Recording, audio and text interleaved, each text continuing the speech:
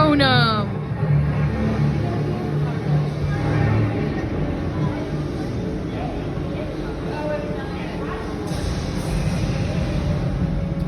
Number 3.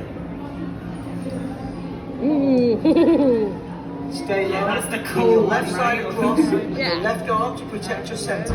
Keep your eye on the target at all times. And now, let's see you try that. So I like to refer to this one as magical bowling. You're going to bring one arm across and then bowl your one arm. Turn your body to the left, bringing the right side through on a flat plane to the enemy. Now let's see you try that. Now, Do you remember the scene in Harry Potter and the Philosopher's Stone where Harry gets thousands and thousands of letters sent to him, which fills up the Dursley's house?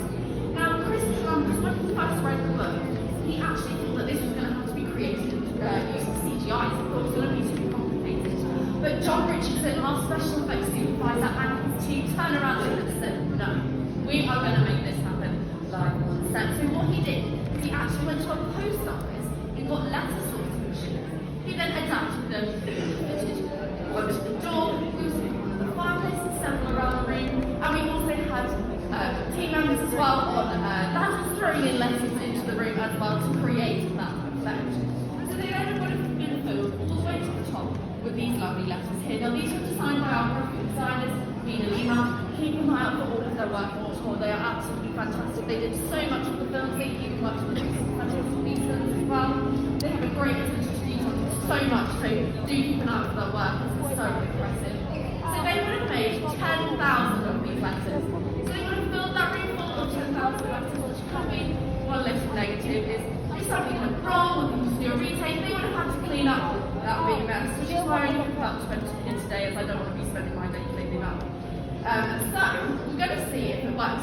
Now this is as old as me, so sometimes it decides it doesn't much work, but I'm really hoping today it does with our first take. So this is the time to make sure you've got your cameras ready and a view of this door. Now if any letters do fly off the stage, if you can please pop them back as I do need them, that would be amazing. Now this is going to be very quick, so make sure you've got your cameras ready. Okay, so in 3, 2, 1. Oh! And there you have our very own letter fire. So thank you so much for joining me. If I can direct your attention to the lovely Claire, she's going to tell you a little bit more about visual effects. Thank you very much.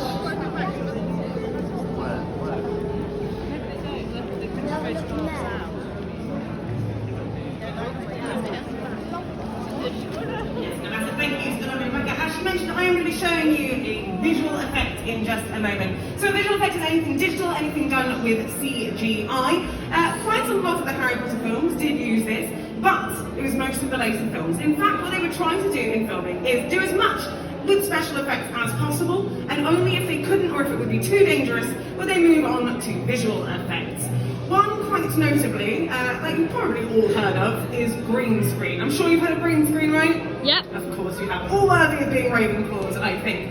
What you might not know is that it's a special colour which has a special name. It is called chroma key green that they use for the special colour. Can I get ooh, my fancy words? Ooh. Thank you very much.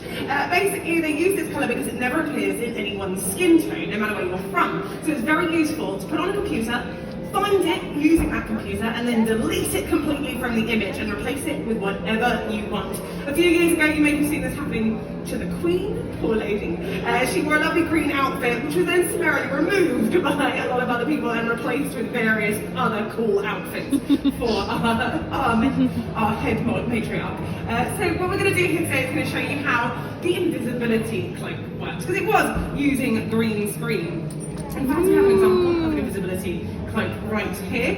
This is not the real one, that's probably worth more than my entire wage packet for several thousand years. But this is an example of how it would have looked. It was designed by Juliana Makovsky in the first film. On the outside it's beautiful, ancient, Celtic, very fluid, very gorgeous work of art. On the inside it's even cooler. It's our lovely chroma key green. Now occasionally they would use a different colour in filming. It's called chroma key blue. Surprise, surprise. that is blue. They would use it in case any Slytherins were on screen and any sort of grass or anything outside like trees as well. So hopefully this is going to work for me. You may see some shadowing happening around my mask because I am a Slytherin. But as you can see on my lovely green screen background, if I step in here, while I am blended in quite well, I am of course not invisible. We have to use our keyboard over here, which is connected to a computer. Once we switch that lovely image of the Gryffindor common room where Harry first receives his invisibility cloak on Christmas morning, I'm going to come in like this. When you watch the films again, please do pay close attention to how Harry puts on the invisibility cloak. You'll notice that every time he does, he will show the outside to the camera first, then do a dramatic flip and become invisible. I know, right? Isn't it cool? Floating head in the Gryffindor common room. Think of all the trouble I can get up to as a Slytherin in here. We can use this to go all around the castle though. How about we head maybe to the potions classroom? That's much nicer for me as a Slytherin, don't you think? Excellent there. I don't have to be invisible in there because I'm quite happy there. But we can also maybe head to the room of requirement. What do you think? See how that seamlessly blends into the background that we have there. That's the magic of technology. And it was in the room of requirement that Harry taught his fellow students how to do wand combat. And it's here that I can teach you to do some wand combat as well today. If you would not like to do the wand combat, because I will force you to join in with it. It is incredibly fun, I do promise. If you would like to escape, please do feel free to continue into the Forbidden Forest. Later on we'll show you how to make howlers as well that you can take home with you. If you would like to do this demonstration, you are going to need a few things. Don't worry, none of those things are wands, funnily enough. So if you remember in the Harry Potter films, Voldemort disarms Harry with a simple flick of his wrist. So you do not need a wand to do this demonstration at all. You can use your hand without a wand, like Voldemort did. You can use anything that you have to hand. I'm going to be using a remote because I like technology, I guess. I've once seen this demonstration done with a toy Hedwig being used as a wand. It was probably the funniest thing I have ever seen, and that is why I'm still talking about it today. The second thing that you're going to need is a little bit of space to do this, just because there's quite a lot of flailing around. We don't want anyone getting hit with any arms or anything like that. Grown-ups, you have absolutely no excuse not to join in, quite frankly, and I can see you all, and it's much funnier for me up here. Don't worry, it's only embarrassing for all of you. So I'm going to introduce you to a gentleman named Paul Harris, who's the one choreographer for the Harry Potter films. Are you ready to meet Paul? Yeah! Excellent, here we go, take it away, Paul.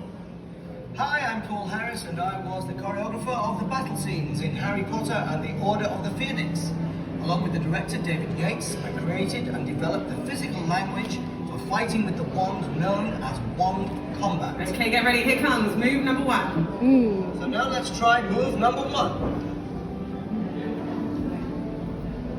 Start with your knees bent, body nice and straight. Bring the arm above the head with a clean curve. The wand aimed directly at the enemy.